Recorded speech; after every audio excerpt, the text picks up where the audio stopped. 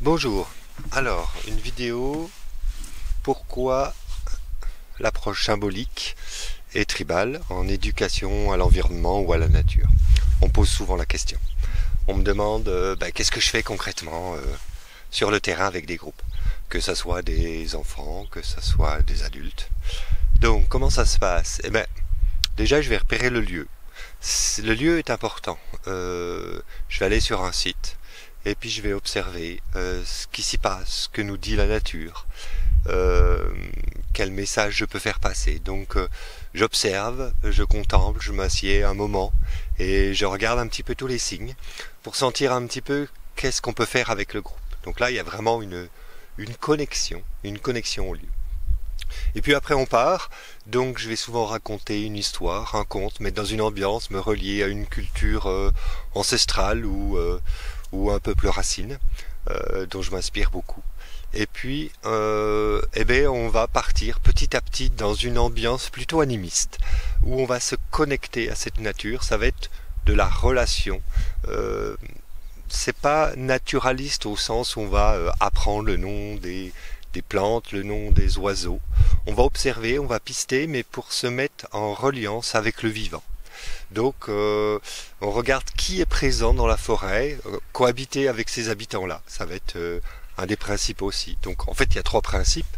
Il y a faire territoire, donc se relier au territoire en faisant par exemple une offrande ou une demande dans la forêt pour rentrer dans cette forêt. On va faire tribu, c'est-à-dire se connecter dans le groupe. Pour être vraiment une tribu soudée, on n'arrive pas comme ça sur un territoire si on n'a pas déjà fait reliance entre nous.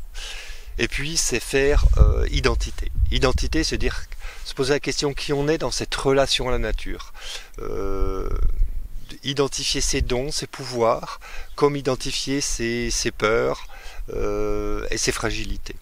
Donc des activités où je vais par exemple proposer à chacun d'aller seul au pied d'un arbre ou dans un coin de nature en se posant une question et en regardant les signes que nous offre la nature pour entendre la réponse que peut donner la nature. Ça part de cette pensée animiste où on peut communiquer avec la nature. Donc le vol d'un oiseau, un événement météo, quelque chose qui se passe autour de nous dans cette nature peut être signifiant et donner du sens et nous inspirer pour trouver des réponses ou des chemins quand il y a plusieurs possibilités dans notre vie ou dans notre histoire. Donc ça marche avec les tout petits, avec les enfants, parce qu'eux ils sont déjà dans cette pensée animiste, ils communiquent déjà avec les arbres, avec les pierres, avec ce qui les entoure. On a un peu oublié ça, on a eu d'autres croyances plus matérialistes, et c'est aller au-delà du matérialisme pour amener cette dimension où ce qui nous entoure prend du sens. Ça fait des milliers d'années que notre culture, que nos ancêtres sont dans cette dimension, on s'est coupé il y a très peu de temps, et c'est retrouver ses racines. On a ça au fond de nous, dans notre, on va dire, inconscient collectif, où on peut se reconnecter. Et puis on va faire des petits rituels. On va faire des petits rituels individuels ou ensemble sur créer par exemple au bord d'une rivière comme la Loue à côté un petit radeau où on va faire une offrande à cette rivière, puis peut-être faire un vœu en posant une question, une demande à l'eau, à l'air, au feu, aux différents éléments.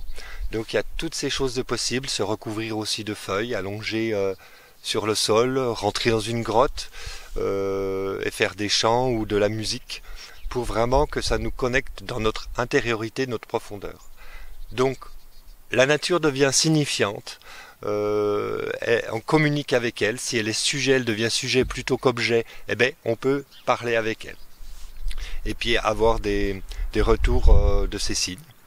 Et après ça change ce regard. La nature qui devient sujet, on est presque, on va dire, sur un pied d'égalité, ou en tout cas, ça va amener un respect. Pas dans la connaissance en termes de savoir, mais de relation et de ce que ça peut nous faire à l'intérieur. Donc cette relation, elle n'est pas anodine, hein, ça peut créer des émotions, ça peut créer des choses assez fortes. Et puis amener quelques petits concepts de cycles qu'on retrouve aujourd'hui dans l'écologie moderne, où les liens se font de plus en plus forts entre les dernières découvertes scientifiques et cette relation animiste. Donc amener des choses comme ça. Et puis observer, pister, affûter, compter, raconter, créer des choses, et on va utiliser ce que la nature nous offre. Les éléments qui sont autour de nous. On va amener très peu de choses artificielles, hein, c'est pratiquement les mains vides. Et puis les imprévus, c'est-à-dire l'animal, la météo, tout ce qui est autour de nous, c'est des imprévus qui vont nous faire des clins d'œil avec lesquels on va pouvoir jouer. Et ça va donner de la joie, de l'enthousiasme, de la curiosité, de l'humilité aussi dans cette connexion. Donc voilà en quelques mots à quoi ça ressemble dans ces animations-là, très complémentaires des autres approches plutôt scientifiques ou naturalistes. Après, allez voir les autres vidéos que je propose sur mon site si vous voulez en savoir plus sur toute la partie théorique. Et puis dans le descriptif de la vidéo au début, si vous lisez, je mettrai de l'actualité, je mettrai des références de la biblio, si je propose des formations, parce que je forme justement à cette approche, parce que j'ai envie qu'elle prenne un peu plus de place, qu'on n'ait pas qu'une approche matérialiste pour répondre aux problématiques à venir, c'est aussi ces approches plus intuitives, plus d'écologie profonde qui nous intéressent aujourd'hui, qui peuvent, je pense, aussi faire changer les choses et changer notre rapport au monde. Donc voilà, allez voir sur le descriptif où je donne un petit peu des infos supplémentaires, allez voir les autres vidéos pour tous les liens qu'il peut y avoir. Donc voilà, je vous remercie et à bientôt.